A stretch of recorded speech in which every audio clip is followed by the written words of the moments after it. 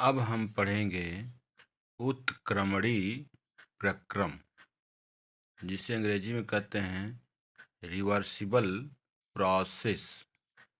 उत्क्रमणी प्रक्रम क्या है? उत्क्रमणी प्रक्रम वह प्रक्रम होता है जिसे विपरीत दिशा में बल लगाने पर वह उन सभी अवस्थाओं से गुजरे जो वह सीधे प्रक्रम में गुजरा था। अर्थात अगर कोई प्रक्रम हो रहा है सीधे गति से, सीधे अगर उसको अपोजिट डायरेक्शन में लगाएं तो वह उन सभी अवस्थाओं से गुजरे जो वह सीधे प्रक्रम से गुजरा था। जैसे मान लीजिए ए पर हम बल लगा रहे हैं, वह बी में परिवर्तित हो रहा है, बी अवस्था में, और फिर उस पर बल लगा रहे हैं, वो सी अवस्था में परिवर्तित हो रहा है।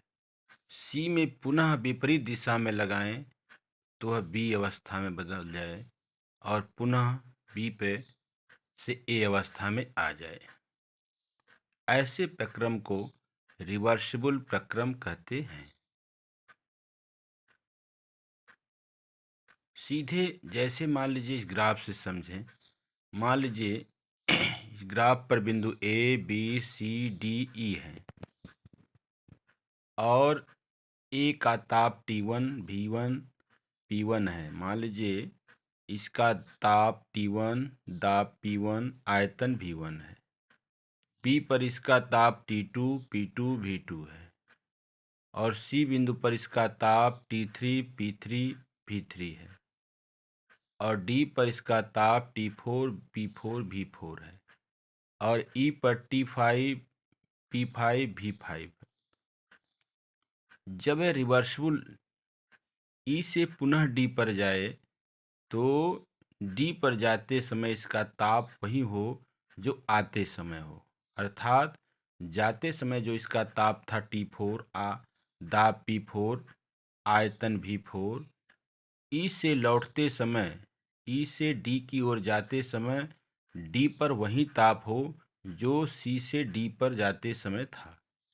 इस प्रकार सीधे प्रक्रम के दौरान बिंदु A B C D E बिंदु पर जो दाब, जो ताप, जो आयतन प्राप्त हुआ था वहीं उल्टे क्रम में विपरीत दिशा में बिंदु A B C D तथा E पर प्राप्त हो रहा हो।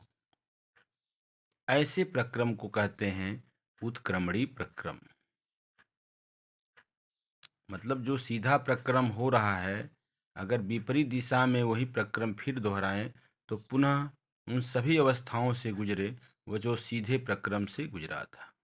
जैसे जैसे अब उत्क्रमणी प्रक्रम के लिए शर्तें क्या हैं, क्या कंडीशन होनी चाहिए? तो उत्क्रमणी प्रक्रम के लिए निम्नलिखित शर्तें होनी चाहिए। पहला है कि ऊर्जा क्षय करने वाले कारक, जो फैक्टर हैं, जो ऊर्जा का नाश करते हैं, ऊर्जा को क्षय करते हैं, ऊर्जा को कम करते हैं, ऐसे कारक जैसे श्यानता विस्कोसिटी, घर्षण फ्रिक्शन, प्रतिरोध रेजिस्टेंस का मान शून्य हो या अभाव हो। ऐसे कारक का अभाव हो या उनका मान क्या हो, शून्य हो। दूसरा, अवस्था परिवर्तन की जो गति है धीमी हो, स्लो हो, तेज न हो। अवस्था परिवर्तन की जो गति है, जैसे मान लीजिए जल से बर्फ में बन रहा है तो इसकी जो अवस्था परिवर्तन की गति है वो धीरे धीरे जल से बर्फ बने और धीरे धीरे बर्फ से जल का बनना। अवस्था परिवर्तन की गति आपकी स्लो होनी चाहिए। तीसरा है निकाय जो है साम्यावस्था में होना चाहिए, इक्विलिब्रियम, साम्यावस्था। और चौथा है चालन कंडक्शन, संवहन कन्वेक्शन तथा विकिरण रेडिएशन विधि से ऊष्मा उत्सर्जित न हो, ऊष्मा निकले न।